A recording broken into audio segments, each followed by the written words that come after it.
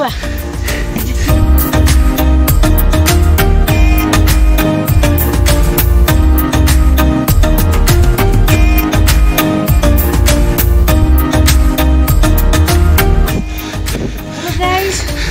finally हामी चाहिँ भीमसेन मन्दिरमा आइपुग्यो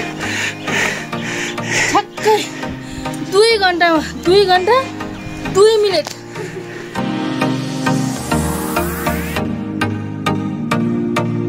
ढुङ्गामाथि बनेको भनेको यही रहेछ गाइस ढुङ्गामाथि भीमसेन थानको मन्दिर बनेको छ यहाँ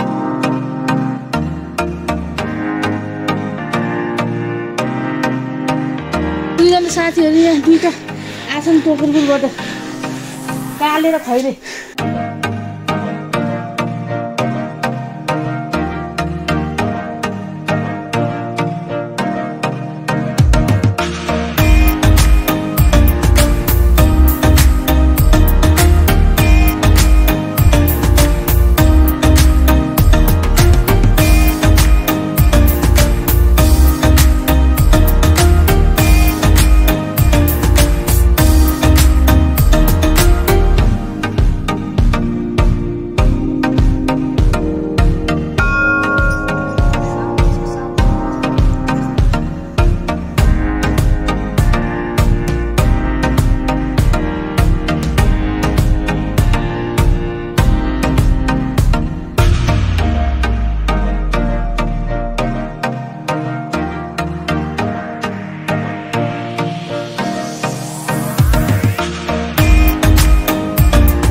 भीमसेन थान मन्दिर दर्शन गरेर फर्क्यौँ हामी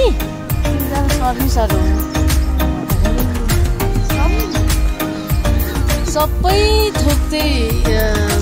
हेर्न पाइयो तर भित्रको जुन मेन भीमसेन थान चाहिँ हेर्न पाएन अफकोर्स ताला लगाएर छ अगाडिपट्टि पछाडिपट्टि केही छैन आउनु सबभन्दा ठुलो कुरो छ बाहिरबाट दर्शन गर्यो फुलपाती चढायो आयो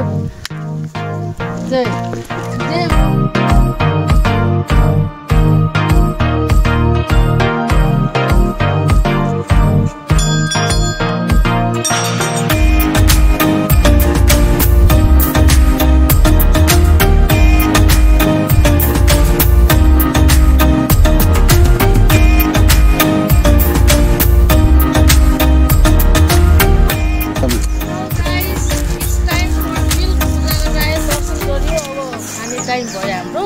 हामीले के ल्याएछौँ भने मेरो ब्यागमा छ है झटपट झोला भने जस्तै हो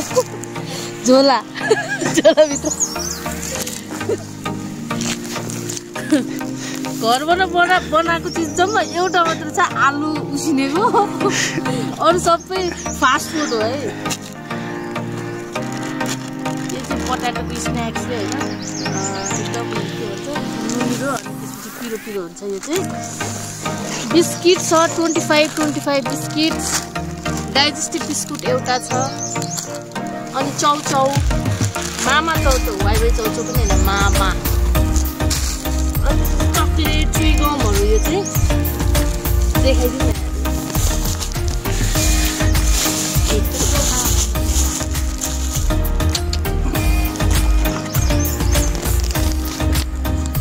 गोरम्बाको अर्ग्यानिक आलु उसिनेको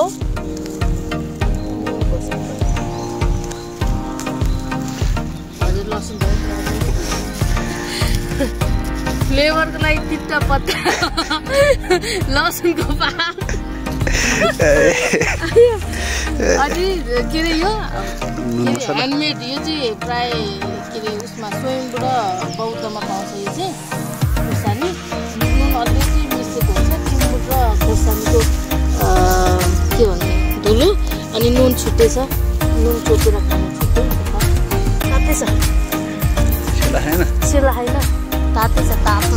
तातो आलु हेर्नु गाइस आलु छोटायो अब यहाँ खोर्सानी यसरी माथि हेर्दा यसरी हाल्ने यहाँ यसरी हाल्ने अनि त्यस नुन हाल्ने अब खाए ल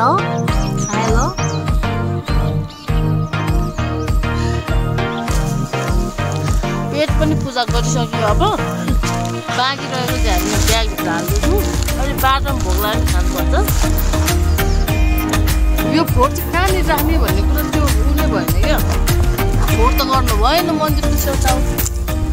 मार्ला मान्छेले कमेन्ट बक्समा गएर यो फोहोर कहाँ फाल्यो भनेर देख्नु भनेर भन्ने थियो क्या ब्यागमै हाल भन्ने हो